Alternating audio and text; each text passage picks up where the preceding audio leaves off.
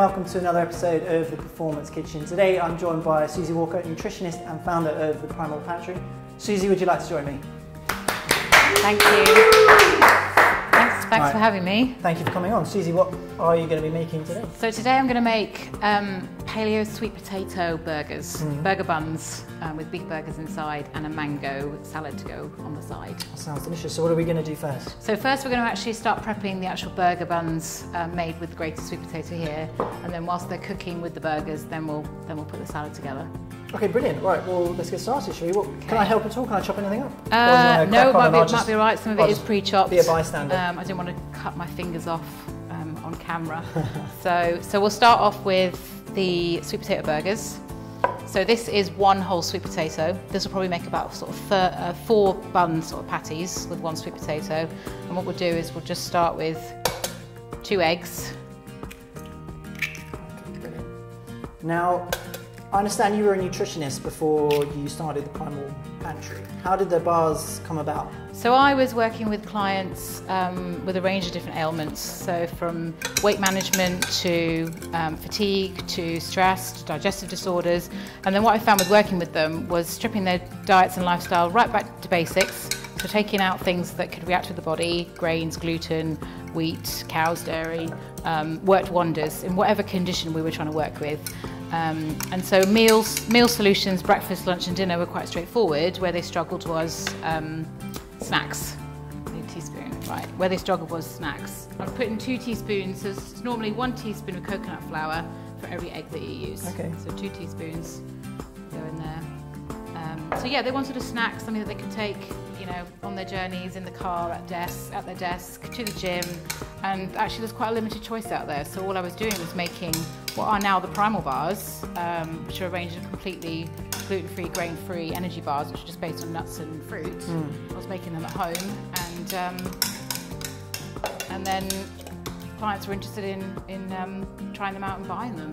And so we basically stopped the nutrition practicing and actually decided to take on the food industry, because previously where I was from before, with something a bit more honest and real than what's really out there.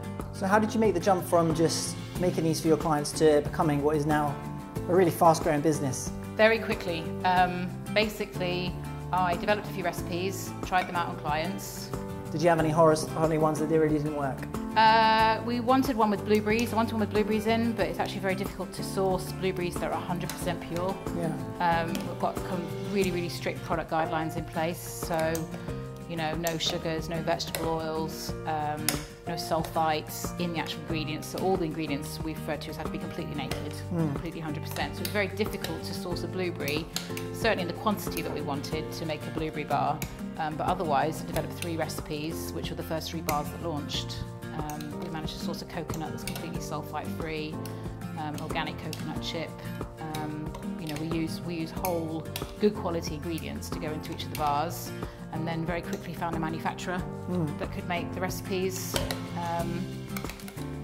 to the quality that we wanted. It was quite scary how many manufacturers are out there that just want to give you a recipe out of a catalogue.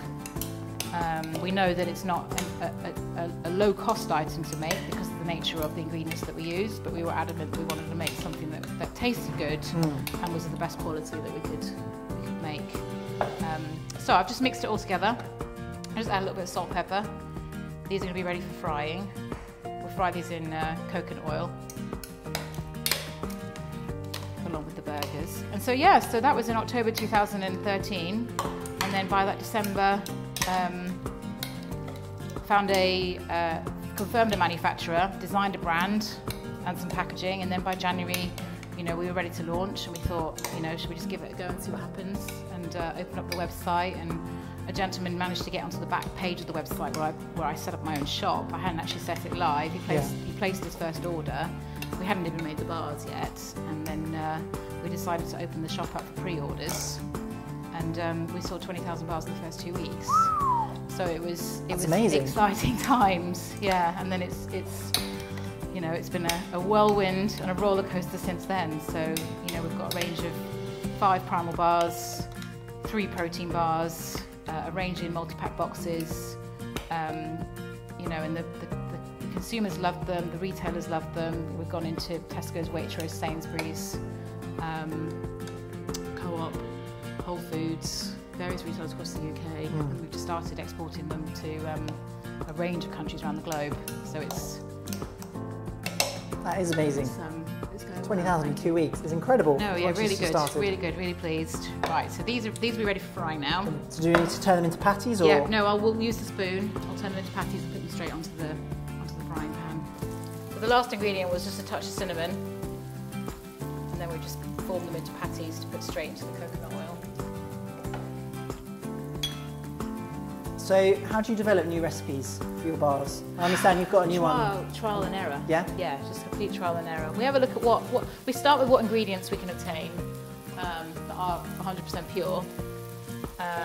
You need a soft fruit to hold it all together, so whether that be dates or figs. So you need something to hold the nuts together. And then it depends. There's certain nuts we like to use because, you know, for almonds, for example, are high protein. Cashews add a nice creamy texture. Coconut gives a nice flavour. So there's certain ingredients we'll always like to use. Some are quite volatile. You know, we've got Brazil nuts, for example. We have a very popular recipe that is going to have to take a year out because unfortunately there's not been a great Brazil nut harvest this year. So some things you know, we've got to be wary of using as well. People ask why is the product range not organic, because some nuts are not easy to obtain organic. So we do use some organic ingredients, some fair trade ingredients, but we can't get everything organic, really. Yeah. So let's just get that. So if we put that on a medium heat, we can start preparing the salad. Turn that down, put it on 2. Yeah, just let it cook slowly. All right, so Susie, the burgers and sweet potato are frying off. What would you like us to do next? Now we'll make the salad to go with it. So if you want to chop tomatoes, I'll do just in half, or? Yeah, just in half. It's quite a chunky salad. It's pretty much made up of, as you can see, everything on the table here. So chopped up mango, chopped up feta cheese, chopped up different coloured tomatoes, some chives and flat leaf parsley, a little bit of chilli, some lemon juice, salt and pepper, and then obviously a little bit of olive oil, which we've got in there, all mixed together. I haven't measured things out. Yeah. Don't tend to measure things out. It's just a bit of everything. Just wing it each time. Yeah. That's good. So for those people out there that look at the Primal Pantry as a sort of inspiration to starting their own kind of healthy bar or healthy food fitness company, have you come across any sort of pitfalls or issues in the sort of in the journey over the last 3 years that you would suggest trying to avoid for anybody else? One of the mistakes there's a couple of mistakes people make if they want to do something similar and launch something that could ultimately gain the level of distribution that these products have. The first one is not getting the brand right. So it's quite scary when you speak to branding agencies to design your packaging, how much they actually want to charge. It's probably going to be the single biggest investment you're going to make in that first year outside of stock. Yeah.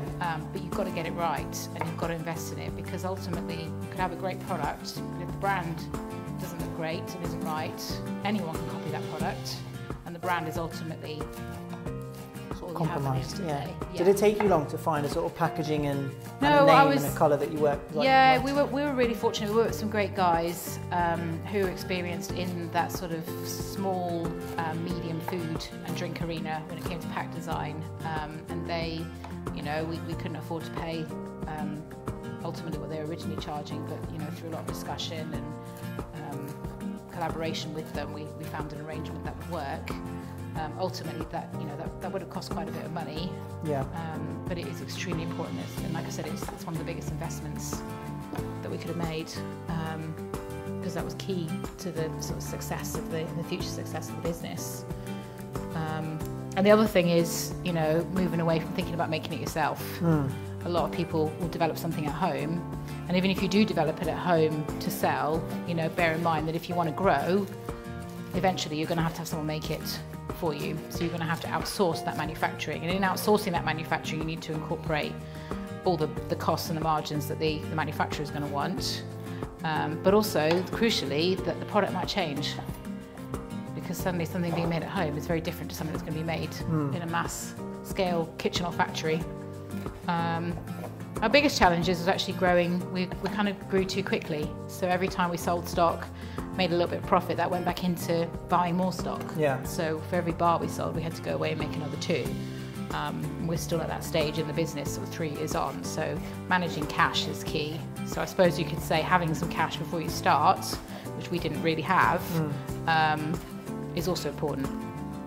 Did you ever consider just making it, sort of starting off much more smaller and trying to make it yourself at home and filling all the orders yourself? Yeah, I did, but because everyone wanted them, it was too popular to be able to get away with. Yeah, it was, and I've got a little girl at home. I've got dog and cats, and to get the approval from the training standards to be able to make a product at home, I would have had to have development kitchens. So we did look at development kitchens to actually be able to make the products ourselves.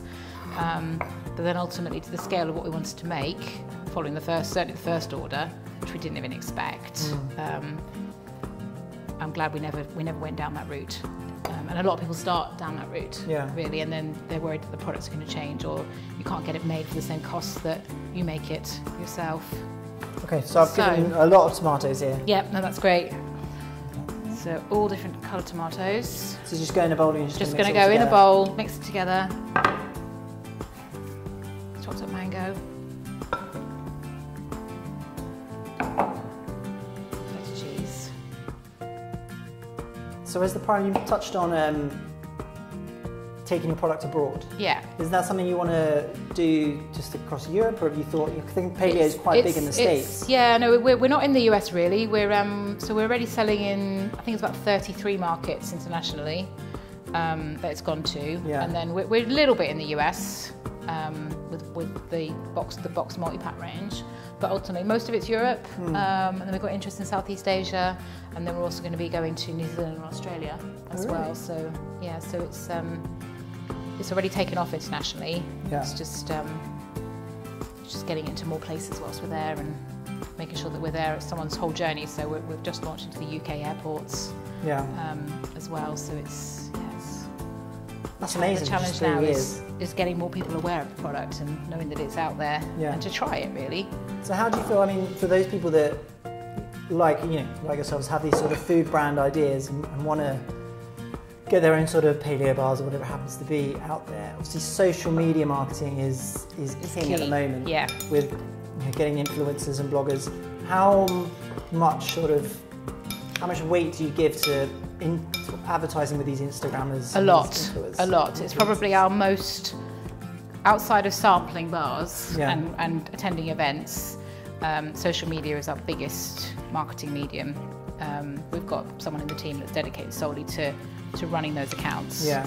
We're quite proud of the fact that when people post a multitude of brands that they've bought in Whole Foods, we're probably one of the only brands that actively start a conversation with them and thank them for sharing them the picture. And so we're always there to talk to all our consumers that taking the time out to share the pictures, really. So it's key for us. It is key to communicate. Instagram is probably the most popular one. Yeah. We're just sort of getting our heads around Snapchat, YouTube as well. So, right, this is done. Excellent. Those burgers sound quite done. Should we get ready to serve? They're nearly done. Yeah, we're ready to serve. I'll clear a bit of space in the middle here. Just take this away for you. Move it out of the way a little bit. So slide that to one side. Do you want to bring the pan over? Start with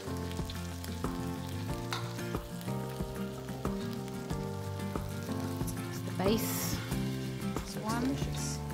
So it is literally, in the place of the bread buns, it's a sweet potato bun.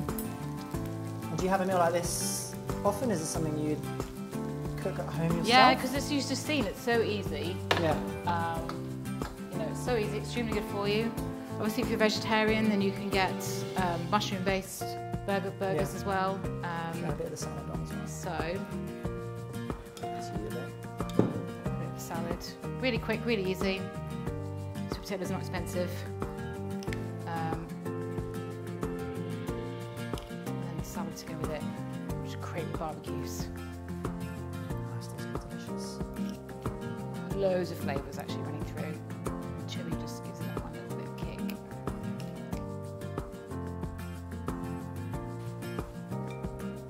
Excellent. Should we dive in? Yeah. Susie, this looks delicious. ladies first. I'll let you tap in first. I'll just try and cut through this. Make it a bit easier to eat.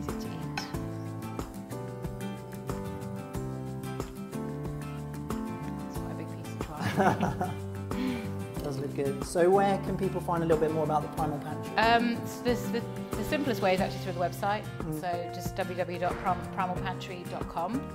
Everything's on there. We're on all the social media channels. This is going to be a huge buy. I know. Let's take that.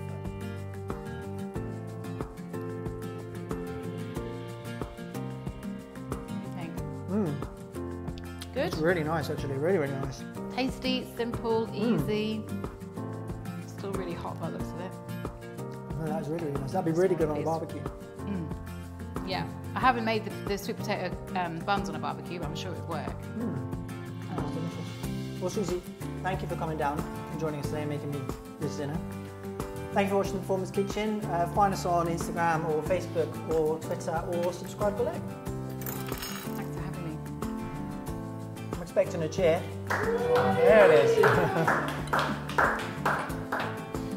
Well like done, it? everyone. Thanks for